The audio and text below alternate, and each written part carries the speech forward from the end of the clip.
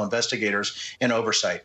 So the flip side to that is if the law isn't equally applied to people like that, if Jack Smith finds that evidence, that direct linkage, which, was so damn close anyway when we were doing this on the January 6th committee, it would be absolutely, I think, mind-boggling, and maybe that cascading effect of people not having any faith in the justice system at this point. And I think at that point, you're going to see a lot of people that are angry, and I would suspect maybe some protests, Listen, if the law is not equally applied, what do we do at that point? Very good point. Let me go really quickly, Joyce Vance, before we let you go here.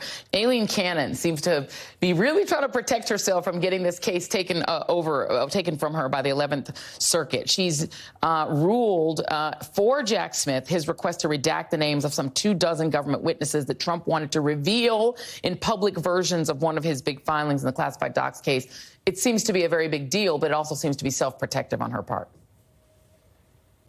Every time we find an issue where Judge Cannon rules for Jack Smith, I feel like putting it in air quotes. Yeah. Because here, even though she rules for him, she does it after really criticizing him for behavior that's just not objectionable by a prosecutor. She seems to have the view that he was dilatory in filing and did it in an irresponsible fashion.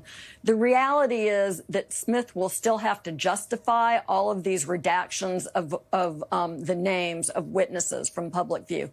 Look, every judge has an obligation to protect the integrity of their courtroom, to protect witnesses and jurors who are engaging in public service when they participate in the criminal justice system.